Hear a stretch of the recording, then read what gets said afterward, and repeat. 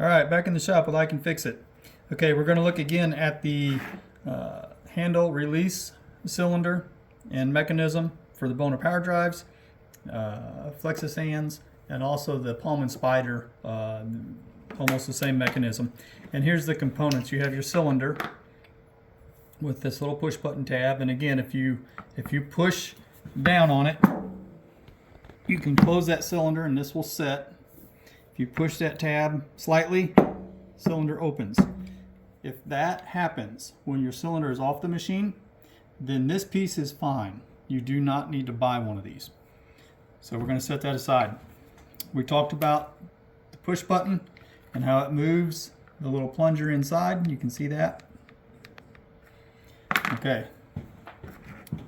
If that doesn't move when you push this button on your machine, then there's a problem within this piece here.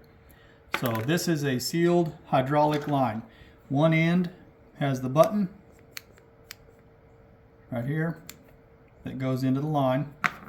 The other end right here has this with the plunger. This is a sealed line, and what's inside these, if they break, so if it breaks right here, you probably have enough slack to cut it and replace it, but you have to replace this brass ferrule that's in there in order to tighten down, otherwise it will leak. Now people will say, well, my line's not broke and it hasn't leaked any fluid, but it doesn't work. That's not possible. So if the cylinder we talked about works and this does not release it after the adjustments are made, and this push button does not move that plunger in there, then this has leaked.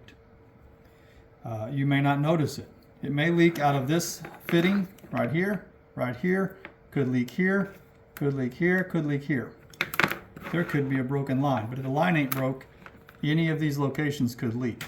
And you won't notice it. It'd be a very small amount. This doesn't hold hardly any fluid. So just keep that in mind. They are repairable if you're good at repairing things as far as hydraulic lines, and if you know how hydraulic brakes or hydraulic clutch on a vehicle works, you know you cannot have air in here at all. It will not work with air. So what I do, you have to take these off the machine, and then right here there's two flat sides. If you take those two flat sides, I'm going to open that one because I've got that one working. You can put your wrench on there, and you're probably going to have to grip down here with something. You don't want to damage these threads. You can use a rag with a flat jaw plier and just to get this loose. Shouldn't be very tight, but this is aluminum, so be careful. This unthreads. There's an O-ring on it. Keep the O-ring. Here's your plunger button, which also has an O-ring. Don't lose that. And this is all that's inside. It's just a hollow cavity that feeds into this line. So if you take this off the machine, and this is tight here, and you don't suspect it leaking, you don't see where there's any fluid coming out, maybe you have to cut the line right here and replace it and replace the ferrule and tighten that down. Or maybe you have to do that up here. Either way, when you get to this point, you've unscrewed that. Maybe you would stretch this out fully, okay? You can stretch this out, and I typically will hang this on the wall. So put a screw in the wall somewhere. Hopefully you got a 2x4 or plywood in your shop. Put a screw in here that holds this down, and then put two screws here that holds this up. So this line is straight. And then you're going to put brake fluid inside here. So .3 brake fluid works great. Hydraulic fluid will work. I just use brake fluid because I usually have it. It will handle hot and cold temperature changes. But you put the brake fluid in here till this is full. And what it's going to do, it's going to seep down this line all the way to here. And as it does that, with that line being straight in a vertical position, the air is going to crawl back up to the top and all the air bubbles will come out. I typically let these hang that way overnight. You can flick the line a little bit, try to get the bubbles to come up quicker if you're in a hurry, but you need the air out of it. and then this will be topped off. Then you pull this plunger back. You're going to be a little bit below full, because if you're not, it's going to ooze out. But you'll see threads inside here. If you can get the fluid down below those threads, that's about where it needs to be. And then you're going to screw this back on and make sure it's tight. So you'll tighten that down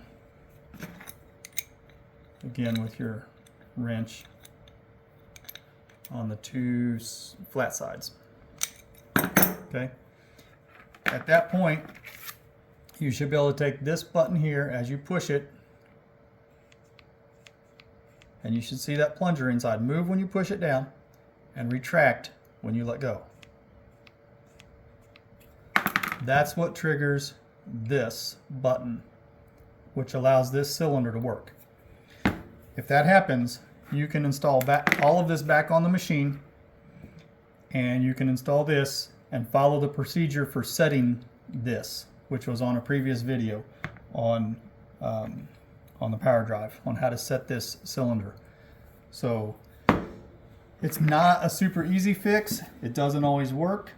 Depends on if this line is broke. Depends on if these fittings end up tight, if the ferrules are crushed.